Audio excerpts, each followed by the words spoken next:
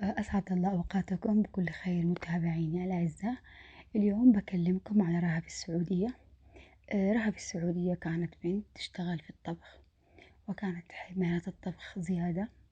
كانت في يوم من الأيام بتشوف موقع على الانستغرام لواحد بيسوي طبخات وحاجات ولمسات.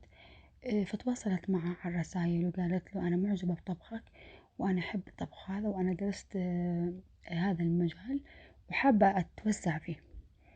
فقال لها أنا برسل لك رقم شاب هو ممكن يساعدك وتدخلي معاه وتعملي مسابقات الطبخ وكذا. فرحت رهف كثير من كلام محمد وجاب لها الرقم، وتواصلت مع مهند من الرياض، وكلمته إنها تبغى تتعلم الطبخ وتخوضه بشكل أوسع. طبعا قال لها خلاص تعالي لعندي لمكتبنا اللي هو موجود في المكان المنطقة كذا. ففعلا وعدها بوقت معين، وللأسف رهف كان عندها شوية ظروف، نسيت الموعد، فما راحت على الموعد وتكنسل الموعد وخلاص انتهى الموضوع. رجع محمد واصل معها وقال لها وش سويتي، رحتي على الموعد؟ قالت والله ما قدرت أروح على الموعد، لأنه كان معي ظروف. قال لها ليه ما رحتي وانتي إنسانة كويسة وكذا؟ رجعوا خلاص. قالت خلاص مش مشكلة، وانتهت انتهى الموضوع.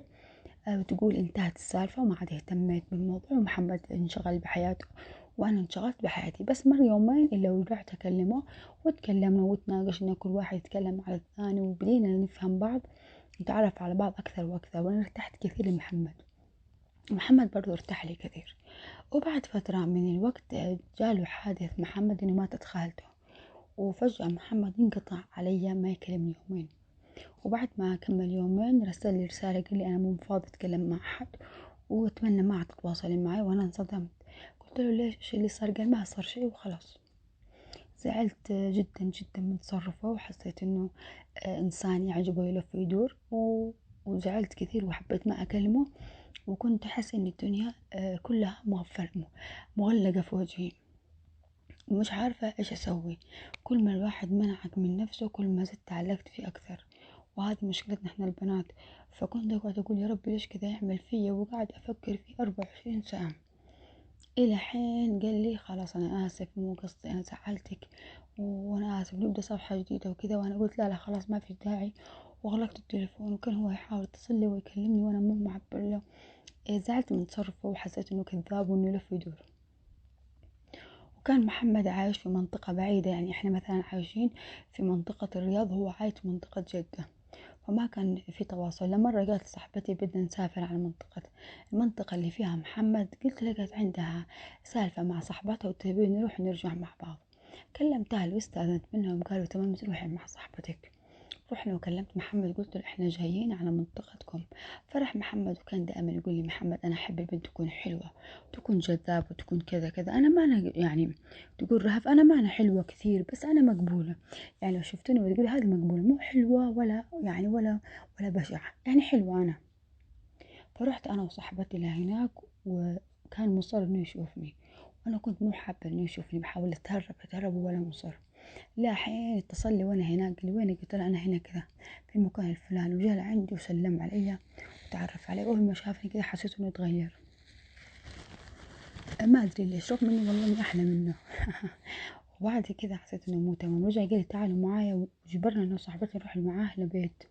سلمنا على امه وكذا، وبعدين شويه يختفي يقول انا معي مشوار. فعلا تركنا وراح. روحنا على بلادنا شويه، يقول لي وصلت؟ قلت له وصلت الحمد لله. وبعدين كان ما عاد يكلمني لكل باليوم، كل 10 ساعات مرة يقول أنا مسؤول أنا مو فاضي.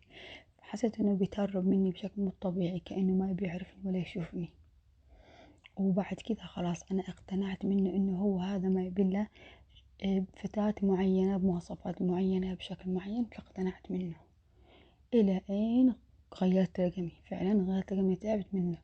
حسيت إنه شخص متقلب وشخص يدور أشياء معينة وشك. مع ذلك لا تصدق أي شخص تتعرف عليه من المرة الأولى أو من الكلام الأول، تعلم منه وتعرف عليه أكثر وشوف وش يبي منك، لأنه أحيانا يمثل بس عليك. وبس هذه قصتي مع محمد هذا الكذاب أبو جين، وإن شاء الله تعجبكم.